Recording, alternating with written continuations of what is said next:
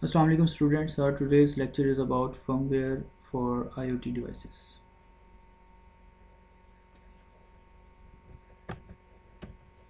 Now, what is firmware? It's a software program used to permanently etched into a hardware device. यानी कि हम hardware device से interact करने के लिए इसको use करते हैं. Firmware of a hardware device such as embedded system is programmed to give the permanent instructions to in order to communicate with other devices and perform specific functions. तो हम यहाँ पे क्या करेंगे कि इंस्ट्रक्शंस प्रोवाइड करेंगे किसको, डिवाइसेस को, ताकि वो स्पेसिफिक टास्क जो हैं वो परफॉर्म करें और डिवाइसेस आपस में कम्युनिकेट करती हैं. So in embedded systems, the firmware is in the microcontroller or brain of embedded system. Examples like MP3 player have firmware software inside them that allows it to perform different functions. The TV remote control is another best example where a small scale software is written whose sole purpose is to send signals to the receiving side. In other words, firmware actually provides the instructions to perform a specific task. In the same way, robotic devices also have firmware that enables it to perform certain tasks throughout its lifespan or throughout its work cycle. Now, firmware for IoT devices, how it is written. So, in previous lectures, embedded systems are types of hardware devices or computer developed to perform some specific tasks.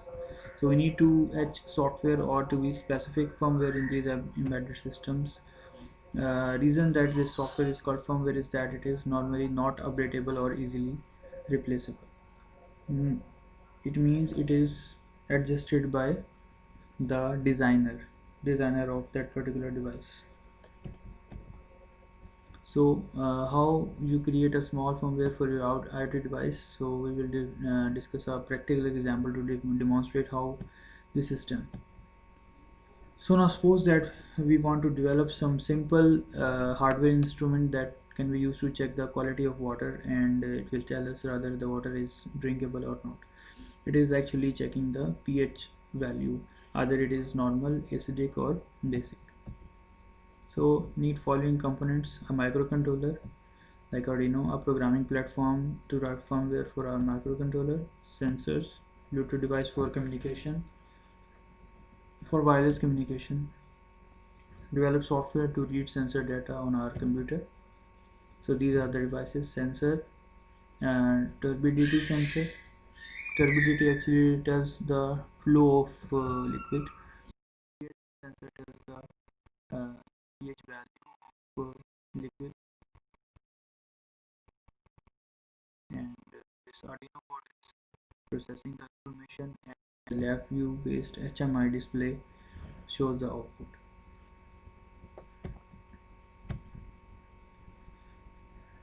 So this is the embedded system, these are the sensors, and this is the developed software.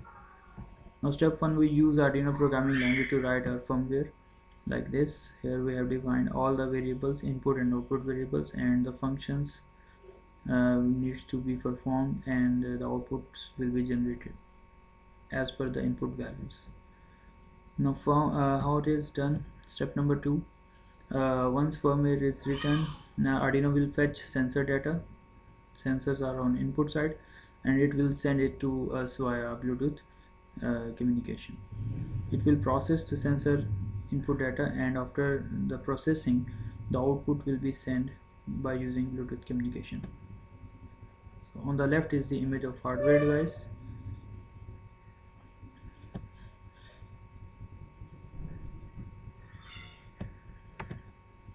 So here you can see the Bluetooth device, microcontroller, sensors, and the whole hardware. Step number 3, specially written software in LabVIEW is used as a dashboard to monitor sensor data. It actually provides the HMI interface. HMI stands for human machine interface. Here we can see the values of various variables, either they are in our defined range or exceeding our defined limits. Here you can see the turbidity scale and pH value scale.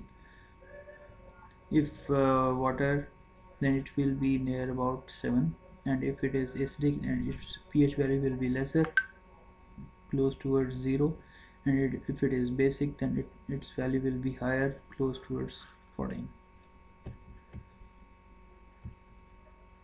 So this is the code behind the dashboard designed in LabVIEW. Here you can see the various parameters defined for the circuit. So these are the major steps involved in developing a full-scale IoT hardware devices. Most crucial part is the writing firmware of the embedded system. So you all have to uh, check research paper related to design of firmware here where a specific application is implemented and its code is written and implemented and the results are shared appropriately. So I will be waiting for your uh, basic overview regarding that particular research paper till tomorrow. That's all for today's lecture.